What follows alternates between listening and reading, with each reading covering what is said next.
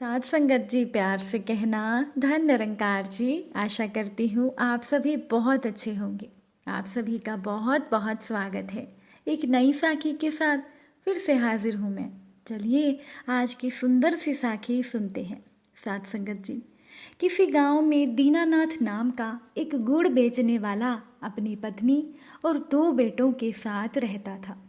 दीनानाथ की पत्नी हर रोज गोपाल जी को भोग लगाती थी, उनकी आरती करती और लड्डू गोपाल जी का पूरा ध्यान रखती थी। उधर दीनानाथ भी दूर गांव में जाकर गुड़ बेचता था।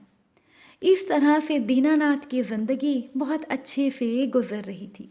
उसके बेटे बहुत नेक थे, पर दुर्भाग्यवश दीनानाथ की पत्नी अचानक से चल बसी। साथ संगत जी, दीनानाथ बहुत उदास रहने लगा। फिर भगवान की जो इच्छा हो उसे मानकर वो अपने काम पर वापस जाने लगा। साथ संगत जी, दीनानाथ के दोनों बेटे उनको समझाते थे कि बाबा, अब हम अच्छा कमा लेते हैं, अब आप घर बैठिए, परंतु दीनानाथ ने ये बात नहीं मानी। दीनानाथ की पत्नी रोज गोपाल जी को भोग लगाती थी। अब दीनानाथ को तो भोग लगाना नहीं आता था, परंतु अब वो थोड़ा सा गुड़ ठाकुर जी के आगे रख देता था। अब ठाकुर जी तो मीठे के शौकीन हैं, उन्हें तो गुड़ खाने का चस्का लग गया। अब तो रोज काम पर जाने से पहले दीनानाथ जी लड्डू गोपाल जी को थोड़ा सा गुड़ भोग लगाकर ही जाते थे।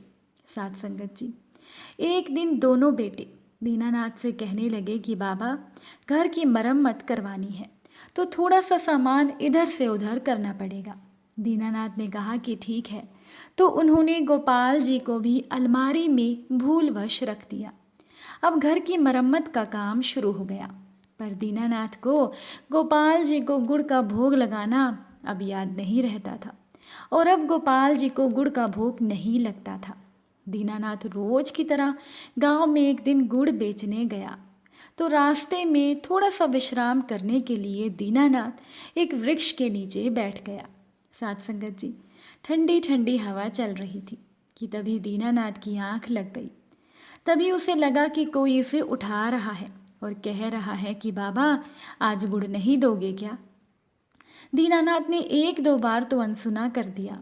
उसे लगा कि ये कोई सपना है, पर जब कोई उसे लगातार हिलाते जा रहा था और बोल रहा था, तो अचानक से दीनानाथ की नींद खुली। तो वो क्या देखता है कि एक 6-7 साल का बालक उसे कह रहा है कि बाबा, आज गुड़ नहीं दोगे क्या।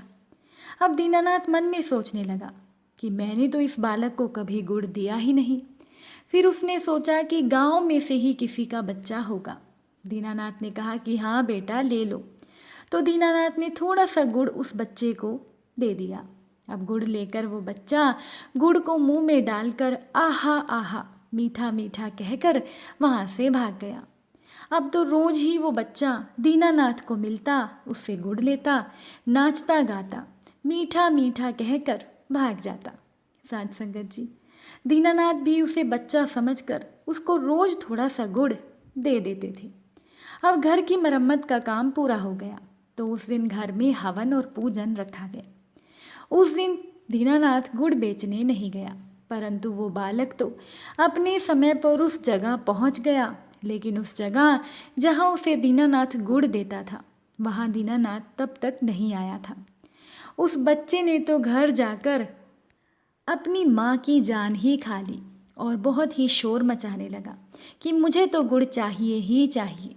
उसकी माँ ने उसे बहुत समझाया, बर्फ़ी मिठाई सब ला कर दिए, लेकिन वो बालक कहने लगा कि मैं तो गुड़ ही खाऊंगा।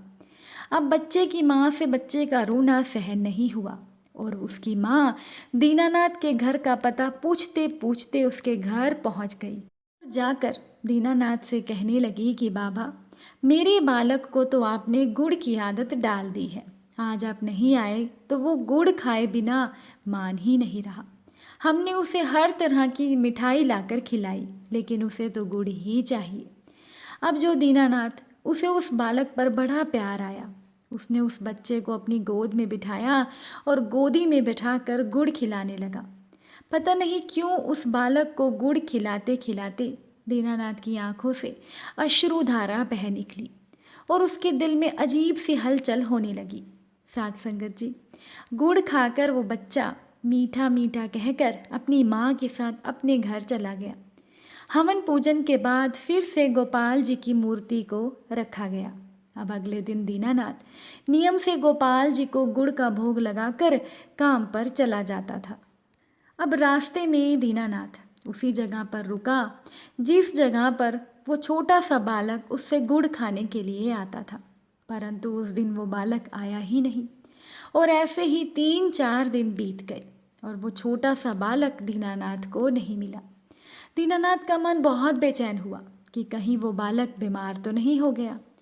उसने गांव में जाकर सबको बालक के बारे में पूछा तो सभी ने कहा कि यहाँ तो ऐसा कोई बालक रहता ही नहीं। साथ संगत जी, वो हैरान परेशान होकर दीनानाथ अपने घर पहुँचा। घर पहुँचकर जब वो मंदिर में बैठा तो क्या देखता है, गोपाल जी की मूर्ति की तरफ देखता है तो उसे लगा कि जैसे गोपाल जी मंद मंद मुस्कुरा रहे थे और जैसे वो कह रहे हों कि बाबा जी मैं वही बालक हूँ। साथ संगत जी, दीनानाथ का माथा ठनका। वो सोचने लगे कि ये तो साक्षात गोपाल जी ही मुझसे गुड़ खाने आते थे। और वो कहने लगा गोपाल जी से कि धन्य हो आप। गोपाल जी की ओर देखकर उसकी आंखों में अश्रुधारा बहने लगी। साथ संगत जी, अगर इंसान के मन में प्रेम सच्चा होता है ईश्वर के प्रति तो ईश्वर उसे सहज भाव में खुद ही मिल जाते हैं। ईश्वर खुद ऐसे इंसान से मिलने के लिए आते हैं। एक बार एक व्यक्ति था, वो बहुत नास्तिक था, उसको भगवान पर विश्वास ही नहीं था। एक बार उसके साथ एक दुर्घटना घटित हुई और वो रोड पर पड़ा रहा। सबकी ओर कातर निगाहों से मदद के लिए वो इंसान देख रहा था। पर साथ संगत जी, कलयुग का इंसान किसी इंसान की मदद जल्दी नहीं करता, मालूम नहीं क्यों। अब यही सोचकर वो इंसान थक गया। तभी उसके नास्तिक मन ने अनमने से मन से प्रभु को गुहार लगाई। उसी समय एक ठेले वाला वहाँ से गुजरा और उस ठेले वाले ने उस व्यक्ति को उठाया और चिकित्सा के लिए उसे अस्पताल में लेकर गया।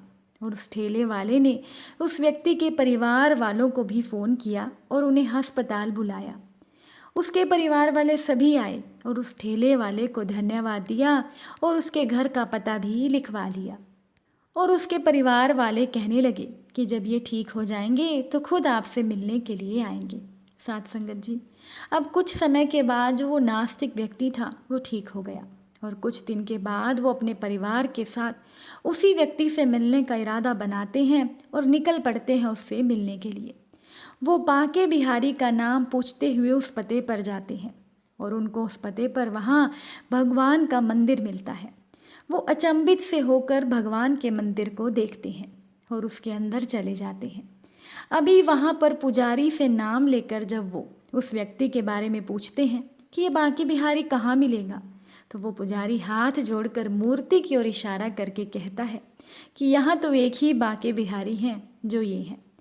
खैर, वो सभी परिवार वाले मंदिर से लौटने लगते हैं तो उनकी निगाह एक बोर्ड पर पड़ती है और उस पर एक वाक्य लिखा होता है कि इंसान ही इंसान के काम आता है, उससे प्रेम करते रहो, मैं तुम्हें खुद ही मिल जाऊंगा। साथ संगत जी, ये साखी आपको कैसी लगी मुझे कमेंट में बताइएगा। अच्छी लगी हो तो वीडियो को लाइक कीजिएगा, शेयर कीजिएगा। फिर मुलाकात होगी किसी नई साखी के साथ। तब तक के लिए धन्य निरंकार।